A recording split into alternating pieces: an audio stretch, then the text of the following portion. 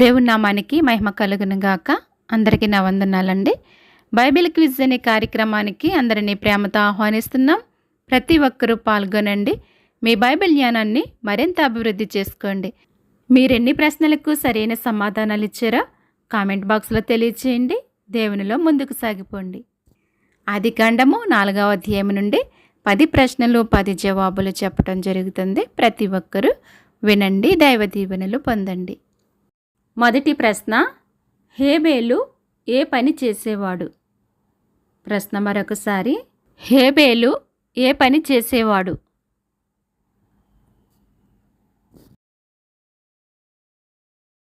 జవాబు గొర్రెల కాపరి. ఆదికాండము 4వ అధ్యాయము 2వ వచనము. రెండవ ప్రశ్న, కయీను ఏ పని చేసేవాడు?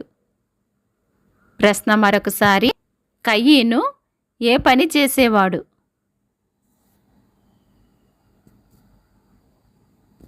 జవాబు భూమిని సేద్యపరచువాడు. ఆదికాండము 4వ అధ్యాయము 2వ వచనము.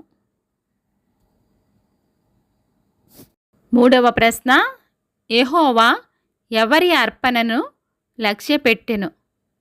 ప్రశ్న మరొకసారి, యెహోవా ఎవరి అర్పణను లక్ష్యపెట్టెను?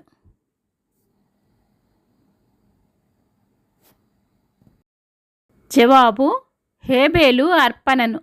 ఆదికాండము 4వ అధ్యాయము 4వ వచనము.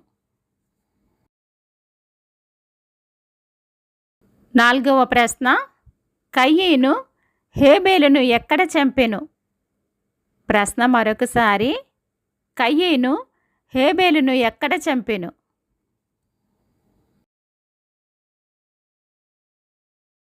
జవాబు పొలములో ఉన్నప్పుడు.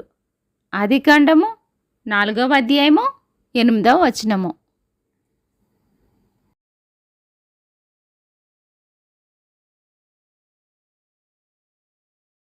ఐదవ ప్రశ్న, కయీను కుమారుడు ఎవరు? ప్రశ్న మరొకసారి, కయీను కుమారుడు ఎవరు?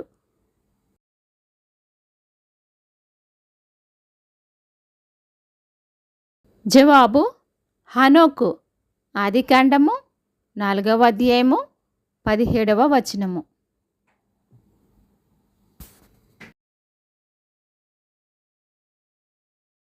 ఆరవ ప్రశ్న, హనోకు కుమారుడు ఎవరు? ప్రశ్న మరొకసారి, హనోకు కుమారుడు ఎవరు?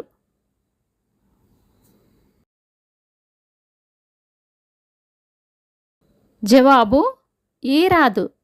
ఆదికాండము 4వ అధ్యాయము 18వ వచనము.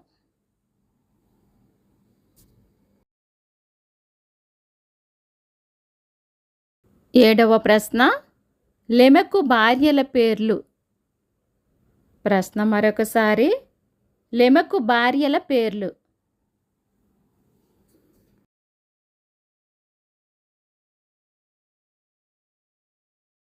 జవాబు ఆదా, సిల్లా.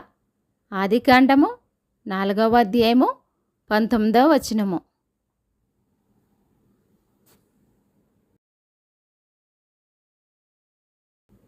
ఎనిమిదవ ప్రశ్న, యాబాలు ఎవరికి మూలపురుషుడు? ప్రశ్న మరొకసారి, యాబాలు ఎవరికి మూలపురుషుడు?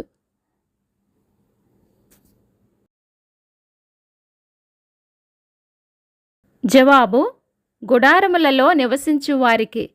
ఆదికాండము 4వ అధ్యాయము 20వ వచనము.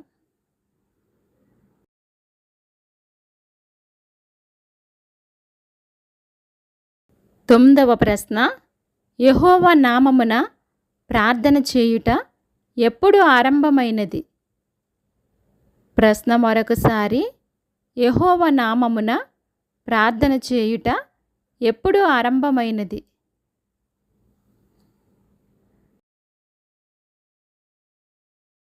జవాబు ఎనోసు పుట్టిన తరువాత. ఆదికాండము 4వ అధ్యాయము 26వ వచనము.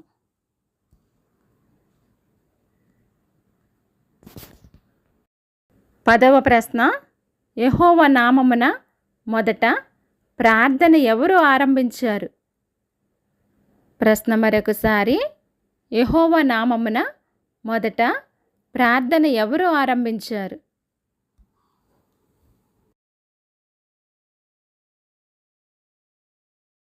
జవాబు సేతు.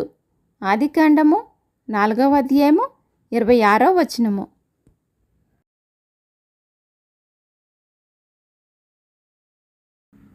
మరిన్ని ప్రశ్నల కొరకు మా ఛానల్ని లైక్ చేయండి, షేర్ చేయండి, సబ్స్క్రైబ్ చేయండి.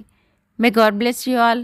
దేవుడు మిమ్మును మీ కుటుంబాలను సకల సమృద్ధి చేత నిత్యము దీవించి ఆశీర్వదించునుగాక. ఆమేన్, ఆమేన్.